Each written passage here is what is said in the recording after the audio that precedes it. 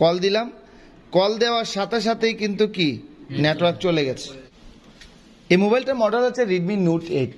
আর এই মোবাইলটার সমস্যা হচ্ছে বাজারে গেলে নেটওয়ার্ক থাকে, বাড়িতে গেলে নেটওয়ার্ক থাকে না। অর্থাৎ যেখানে নেটওয়ার্ক অ্যাভেলেবেল থাকে, যেখানে পর্যাপ্ত পরিমাণ নেটওয়ার্ক থাকে ওই জায়গায় নেটওয়ার্ক পায়, কিন্তু বাড়িতে গেলে বা আপনি একটু দূরে গেছেন যে জায়গায় নেটওয়ার্ক একটু ল, ওই জায়গায় আর নেটওয়ার্ক পাচ্ছে না। ডাইরেক্ট ইমার্জেন্সি কল চলে আসে, নেটওয়ার্কের ঘরটা একদম যে কি যে বলে খালি হয়ে যায়, করস চিহ্ন চলে আসে। এটা একটা হুজুরের মোবাইল, বুঝতে পারছেন? এখন এই মোবাইলটার সমস্যা কিভাবে সমাধান করতে পারি, আগে আমরা এটা সত্যতা যাচাই করব। যেহেতু আমাদের অফিসটা যেহেতু শহর সাইডে, তো এখানে নেটওয়ার্ক অ্যাভেলেবেল আছে, তো আমরা এখানে নেটওয়ার্ক কিন্তু একদম ক্লিয়ার দেখতে পাচ্ছি। আপনারা কি দেখতে পাচ্ছেন ক্লিয়ার? দাঁড়ান আমি ব্রাইটনেসটা বাড়াই দিই, দেখা যায় নেটওয়ার্ক? আমি আবারও দেখাই, ক্লিয়ার দেখা যায়? আমি এখানে দেখাচ্ছি, খেয়াল করেন, একটু বন্ধ করে দেন লাইটটা, তাইলে আরো একটু ক্লিয়ার হবে। এখন দেখতে পাচ্ছেন ক্লিয়ার আছে? ব্লার দেখা যায় না? ক্লিয়ার নেটওয়ার্ক একদম ক্লিয়ার দেখা যাচ্ছে। তাহলে বাড়িতে গেলে কেন সমস্যা হবে? আমি একটা কল দিয়ে দেখি, আমাদের নাম্বারে একটু কল দিব, 6295694000। মোবাইল সাইলেন্ট করা আছে, তারপর একটু কল দিয়ে দেখবো যে, দেখুন কল দেওয়ার সাথে সাথে কিন্তু নেটওয়ার্ক ডাউন হয়ে গেছে। আমি আবারও দেই, দেখছেন নেটওয়ার্ক কি হয়ে যাচ্ছে? ল হয়ে যাচ্ছে না? কল দিছি একদমই নেটওয়ার্ক চলে গেছে, খেয়াল করেন। আছে নেটওয়ার্ক, আবার একদমই মানে নেটওয়ার্ক চলে যাচ্ছে আবার আসছে, চলে যাচ্ছে আবার আসছে। আমি আবারও আপনাদেরকে দেখাই, খেয়াল করেন, ওই ক্যামেরাতে খেয়াল করেন। আমি আমাদের নাম্বারটা আবারও ডায়াল করি, এই যে নাম্বারটা, কল দিলাম, কল দেওয়ার সাথে সাথেই কিন্তু কি নেটওয়ার্ক চলে গেছে। বুঝতে পারছেন কথাটা? আবার কলটা কেটে দিলাম, কেটে দেওয়ার সাথে সাথে আবার নেটওয়ার্ক ফুল। আর ঝামেলা আছে না নাই? আমরা একটা ভালো মোবাইল দিয়ে যদি কল দেই, দেন এই মোবাইলটা দেন, এখানে একটা ভালো মোবাইল আছে, এই মোবাইলে নেটওয়ার্ক আছে। ডায়ালার কোথায় ভাই? কই দেখি তো না, দেন ডায়ালার কোথায়? আচ্ছা, এই নাম্বার দিয়ে যদি আমরা কল দেই, আবার কল ঢুক, দেখেন এখানে যখন আমি কল দিলাম, এখানে কি কলটা কি এই যে নেটওয়ার্ক কি ড্রপ হয়ে যায়? খেয়াল করেন, দাঁড়ান আমি একটু ব্রাইটনেসটা বাড়াই দিই, দেখেন কল দিয়েছি, নেটওয়ার্ক কি ড্রপ হয়েছে? খেয়াল করেন, ড্রপ হয়েছে। বাট আমরা যখন এই মোবাইলটা দিয়ে কল দিচ্ছি, খেয়াল করবেন,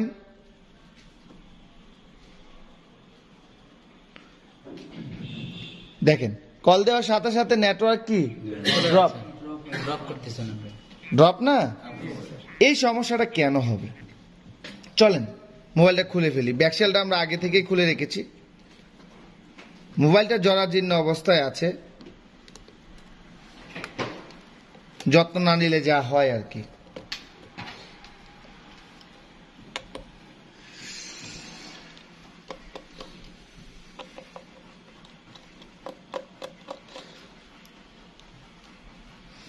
এরকম নেটওয়ার্ক লর ক্ষেত্রে আপনার করণীয় কি? আপনি কোন স্টেপ থেকে শুরু করবেন? কথাটা বুঝেন নাই? আপনি তো একটা স্টেপ থেকে শুরু করতে হবে না। নেটওয়ার্ক ল, তার মানে কি নেটওয়ার্ক আইসি চেঞ্জ করে ফেলবেন? হ্যাঁ, চেঞ্জ করে ফেলবেন, এরকম হয় নাকি? নেটওয়ার্ক ড্রপ হলো, ড্রপ হওয়ার সাথে সাথে যদি আপনি নেটওয়ার্ক আইসি চেঞ্জ করে দেন, আপনি যদি কাস্টমারকে বলেন যে ভাই নেটওয়ার্ক আইসি সমস্যা, তাইলে কি হইল? আপনি কি একজন সঠিক ডাক্তার হতে পারলেন? সঠিক ডাক্তার হওয়ার জন্য সবার একটা শুট নিও,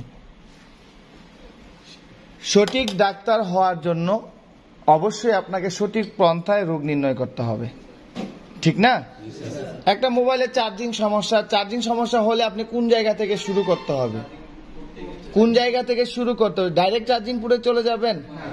চার্জিং চার্জার থেকে শুরু করতে হবে। তো একটা নেটওয়ার্কের ক্ষেত্র বিষয়টা এরকম, নেটওয়ার্কের ক্ষেত্র আপনাকে কি করতে হবে, কোন জায়গা থেকে শুরু করতে হবে, কিভাবে শুরু করতে হবে, এই বিষয়টা আপনার জানা থাকতে হবে, ঠিক না? আপনি যদি স্টেপ না জানেন, কোন জায়গা থেকে শুরু করবেন সেটা না জানেন, ইউটিউব দেখে যদি কাজ শেখার চেষ্টা করেন তাহলে কি হবে? সব কাজ কি ইউটিউব দেখে হয়? তবে যে মোটামুটি ভালো কাজ জানে উনি যদি ইউটিউব দেখে তাইলে কাজ করতে পারে। যেমন আপনারা এখানে কাজ শিখতেছেন, আপনারা একটা সঠিক গাইডলাইন জানেন। আপনি এখন একটা ভিডিও দেখলে কেউ যদি ওই ভিডিওটা কোনো জায়গায় হাইড করে দেয়, আপনি বুঝতে পারবেন যে কোন জায়গা থেকে হাইড করেছে। কথা বুঝেন নাই? অনেকে ভিডিও করার সময় হাইড করে না, তো হাইড করলে অনেকে আছে যে বুঝে না কোন জায়গা থেকে হাইড করেছে। কিন্তু আপনি এখন যেহেতু সঠিক গাইডলাইন জানেন, কেউ যদি কোনো ভিডিওতে হাইড করে দেয় বিষয়টা আপনি বুঝতে পারবেন। তো আমরা এটা খুলে ফেললাম, খুলি, আরেকটা নাট আছে।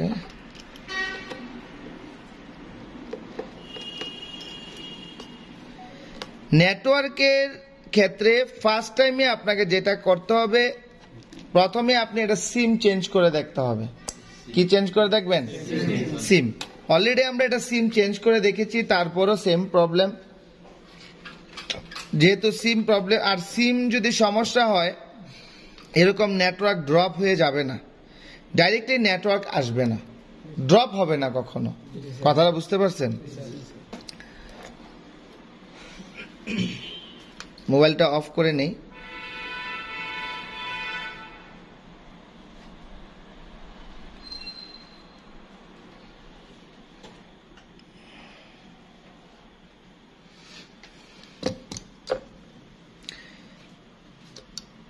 প্রথমে আমাদেরকে যা দেখতে হবে সেটা হচ্ছে যে নেটওয়ার্ক এন্টিনা। কি দেখতে হবে? যে মোবাইলের মধ্যে নেটওয়ার্ক এন্টিনা ঠিকঠাক আছে কিনা সেই বিষয়টা আমাদের আগে লক্ষ্য করতে হবে। তো আপনারা খেয়াল করেন নেটওয়ার্ক এন্টিনা ঠিক আছে কিনা। একটু লাইটটা দেন মাইক্রোস্কোপের, খেয়াল করেন। দেখা যাচ্ছে? খেয়াল করেন, এটা হচ্ছে নেটওয়ার্ক এন্টিনা কেবল। আছে কিছু? আরে দেখা যায় নেটওয়ার্ক এন্টিনা কানেক্টর এটা, আর এটা হচ্ছে নেটওয়ার্ক এন্টিনা। নেটওয়ার্ক এন্টিনা কানেক্টরে লাগবে কি?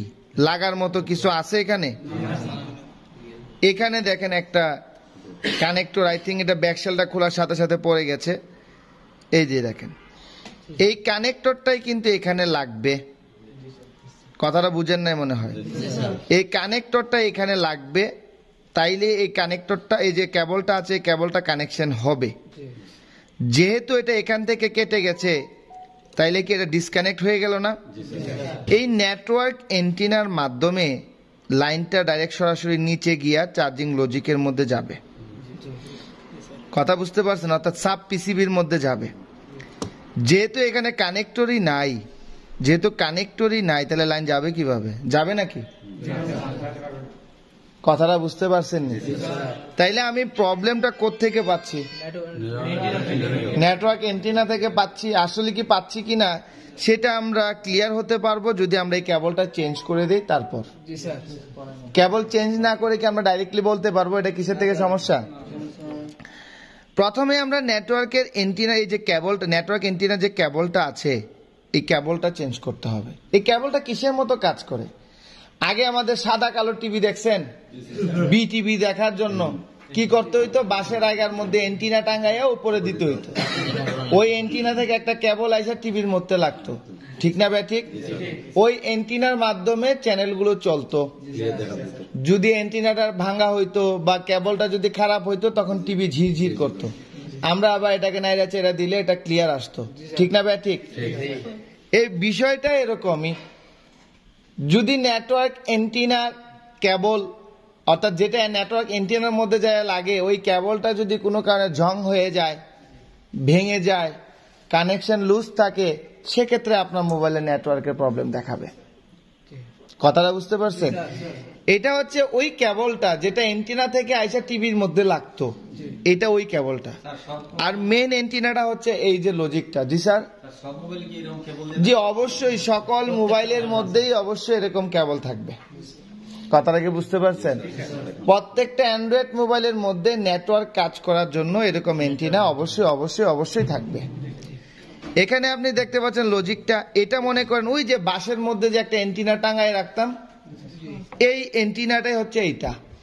এন্টিনা কোনগুলো? এই যে এন্টিনা দেখতে পাচ্ছেন এগুলো যখন আবার ওই বডির সাথে টাচ হয়, এই যে বডি দেখতে পাচ্ছেন, এই বডির সাথে টাচ হয়, তখনই যায় নেটওয়ার্কটা কাজ করা শুরু করে। যদি কোনো কারণে এই এন্টিনা বডির সাথে ঠিকঠাক ভাবে কানেকশন না হয়, এটা চ্যাপটা হয়ে গেছে, ভেঙে গেছে, চার্জিং পুরো উঠাইতে যায় এটাকে ফালাই দিছেন, সেক্ষেত্রে এটা যদি কোনো কারণে যদি উঠে যায় বা মিসিং হয়ে যায়, সেক্ষেত্রে আপনার মোবাইলের নেটওয়ার্ক প্রবলেম করবে। যেহেতু এখানে আমরা এন্টিনাগুলো ঠিক দেখছি, শুধু কেবলটাই সমস্যা, তো আমরা কেবলটাকে আগে চেঞ্জ করব। বুঝতে পারছেন? দেখেন এই কেবলটা কিন্তু এখানে গ্লো দেওয়া আছে অনেক।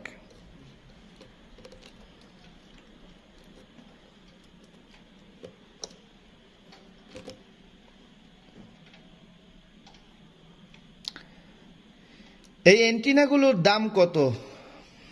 এন্টিনাগুলোর দাম কি 2-4 লাখ টাকা? না না না না, একদম অল্প টাকা। আপনি চাইলে এগুলো পুরাতন মোবাইল থেকে সংগ্রহ করতে পারেন, চাইলে আবার দেখা গেল যে এগুলো আপনি নতুনও সংগ্রহ করতে পারেন। এগুলো নতুন পাওয়া যায়, অল্প টাকায় এগুলো পাওয়া যায়। এগুলো 20-30টা এন্টিনা কেবল আপনি দোকানে সংগ্রহে রেখে দিবেন, কারণ এই কেবলগুলোর বেশি বেশি প্রয়োজন হয়। তো আমরা এটার এন্টিনা খুঁজে বের করব। কোত্থেকে নেওয়া যায়? Just 1 minute. এখানে স্যামসাং মোবাইলগুলোর এন্টিনাটা কি লাগবে? মনে হয় না, এটা অনেক বড় লাগে।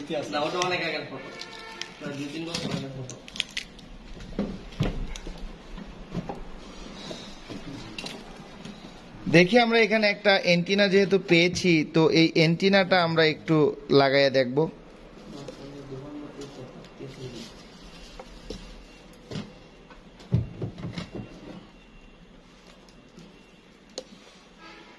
লাগছে ঠিকঠাক মতো?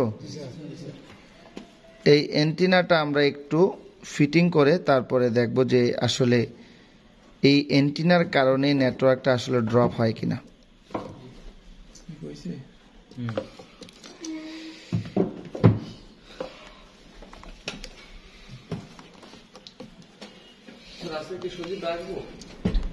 জি অবশ্যই আসবে,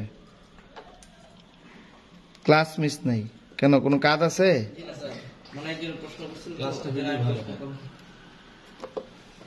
ক্লাস ফাঁকি দেওয়ার মতো কোনো সুযোগ সুবিধা নাই। ক্লাসের গতিতে চলবে।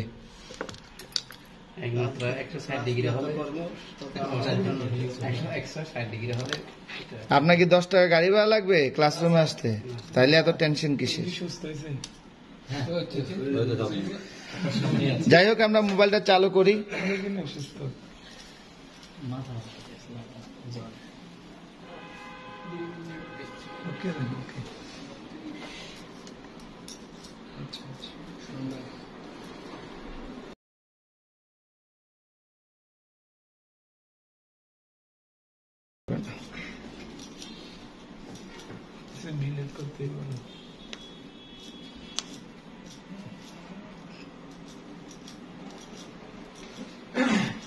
চলেন এবার পুনরায় কল দিয়ে দেখি যে এবার নেটওয়ার্কটা ড্রপ হয় কিনা দেখা যায়।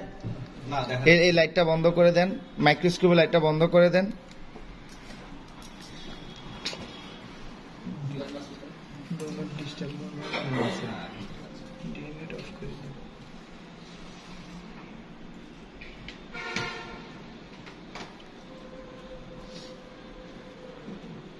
আসছে, এখন কল দিলাম, দেখেন তো নেটওয়ার্কটা ড্রপ হয় কিনা। হয়? ওই সময় নেটওয়ার্ক ড্রপ হচ্ছিল কিনা? কথাটা বুঝেন নাই। যেহেতু এখানে নেটওয়ার্ক কলটা দেওয়ার সাথে সাথে ড্রপ হয়ে যেত, তার মানে এটা বাড়িতে গেলে নেটওয়ার্ক চলে যাবে, এটাই স্বাভাবিক। কারণ এখানে কোন রকমে নেটওয়ার্কটা পাচ্ছিল, যখন আমরা কল দিচ্ছিলাম তখন নেটওয়ার্কটা ড্রপ হয়ে যাচ্ছিল। এখন দেখেন আমি যখন কল দিচ্ছি তখন কিন্তু আর নেটওয়ার্কটা ড্রপ হচ্ছে না, একদম ফুল নেটওয়ার্ক আছে। যেহেতু এখানে ফুল নেটওয়ার্ক আছে, সেহেতু এতটুকু বলতে পারি এখন বাড়িতে গেলেও নেটওয়ার্ক কি থাকবে। যদি এখানে এরকম হয়তো 2 দাগ 3 দাগ নেটওয়ার্ক আছে, সেক্ষেত্রে বাড়িতে গেলে নেটওয়ার্ক থাকবে না, এটাই স্বাভাবিক। কথাটা বুঝতে পারছেন? যেখানে আপনার পর্যাপ্ত পরিমাণ নেটওয়ার্ক আছে ওইখানেই যদি নেটওয়ার্ক না পায়, তাহলে দূরে গেলে যেখানে নেটওয়ার্ক কম থাকে ওইখানে গেলে কি নেটওয়ার্ক পাবে? এখন কি নেটওয়ার্ক ড্রপ হচ্ছে? তাহলে সিম্পল একটা প্রবলেম। কি প্রবলেম? নেটওয়ার্ক অ্যান্টেনা কেবল। তাহলে এটা আমাদের কালেকশনে রাখতে হবে কি হবে না? এটা শুধু একবার 2বার আসবে, মাঝে মধ্যে এরকম ধরনের সমস্যা পাবেন। অনেকে টাচ এলসিডি পরিবর্তন করতে যায় এরকম করে, অনেকে দেখা যায় মোবাইল ঢিল মারার পরে এরকম ছিঁড়ে যেতে পারে, ভেঙে যেতে পারে, নানা রকম কারণে এরকম ধরনের অ্যান্টেনা গুলো ড্যামেজ হয়ে যেতে পারে। কথা ক্লিয়ার? অনেক সময় অ্যান্টেনার কেবল ভালো থাকে। হ্যাঁ, যদি নেটওয়ার্ক অ্যান্টেনা কেবল ভালো থাকতো, সেকেন্ড টাইম আমাকে দেখতে হতো যে চার্জিং লজিকের মধ্যে যে অ্যান্টেনা গুলো আছে এগুলো ঠিক আছে কিনা। অনেক সময় কি হয়, চার্জিং পুট পাল্টাইতে গেছে, চার্জিং পুট পাল্টাইতে যাইয়া দেখা যায় যে ওই যে চার্জিং এর যে অ্যান্টেনা আছে এটা ভেঙে ফেলছে। সেক্ষেত্রে এরকম হতে পারে, কার্বনও হতে পারে। যে অ্যান্টেনা সুইচারের মধ্যে কার্বন হতে পারে, তখন আপনার নেটওয়ার্ক ড্রপ করবে। কি বলছি কথা ক্লিয়ার হয়েছে? সবাই বুঝতে পারছেন? জাস্ট সিম্পল একটা সমস্যা। এখন আইসি থেকে যখন সমস্যা হবে তখন কিভাবে ফাইন্ড আউট করবেন, ইনশাল্লাহ এগুলো আমরা স্টেপ বাই স্টেপ সামনের দিকে আরো শিখবো। ওকে।